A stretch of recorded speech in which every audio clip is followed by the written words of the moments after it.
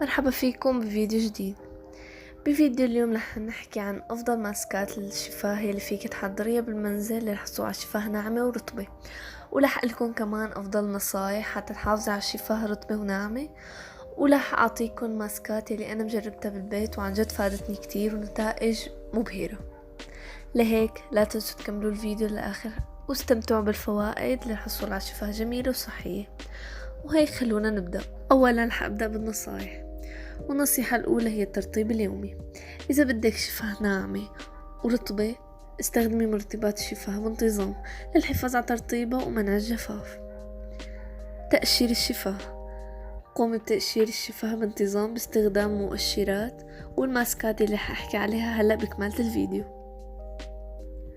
التغذية الجيدة، تناولي كميات كافية من الفواكه والخضروات والماء للحفاظ على صحة الشفاه وتجنب الجفاف. وهي كانت أهم النصائح. وهلأ خلونا ننتقل للماسكات. والماسك الأول هو ماسك العسل وزيت الزيتون.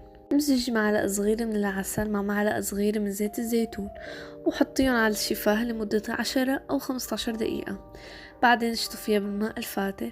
هذا الماسك رح يرطب الشفاه بشكل فعال. الماسك الثاني هو ماسك الأفوكادو. اهرسي نص أفوكادو ناضجة ومزجيها منيح مع معلقة صغيرة من زيت جوز الهند، بعدين حطي هذا المزيج على شفاهك لمدة 10 أو 15 دقيقة قبل شطفه بالماء الفاتر. هذا الماسك رح يغذي الشفاه ورح يرطبه بشكل عميق. هلأ ماسك السكر وزيت الزيتون. اخلطي معلقة كبيرة من السكر مع معلقة صغيرة من زيت الزيتون وضعيهم المزيج على الشفاه وفركيه برفق لمدة دقيقة، وبعدين تتركيه ليمتص لمدة 5 أو 10 دقايق، بعدين تشطفيه كمان بمي فاترة. هذا الماسك رح يقيم الجلد الميت وحيحسن نعومة الشفاه. وأنا عن تجربتي جربت ماسك العسل وزيت الزيتون وماسك السكر وزيت الزيتون. هدول أكتر ماسكات فادوني وعطوني نتيجة سريعة وواضحة، يعني بس على الاستمرار. ولهيك هاد كان فيديو اليوم. لا تنسوا تشتركوا بالقناة. وبس هاد كان فيديو اليوم، بتمنى تكونوا حبيتوه واستمتعتوا بالمحتوى. ولا تنسوا تجربوا الماسكات بنفسكم وتشاركونا تجاربكم بالتعليقات. وإذا كنتوا عم تبحثوا عن مزيد من النصائح والحيل للعناية بالبشرة والجمال، فلا تترددوا بالاشتراك بالقناة وتفعيل زر الإشعارات لتصلكم كل الفيديوهات الجديدة يلي بنشرها.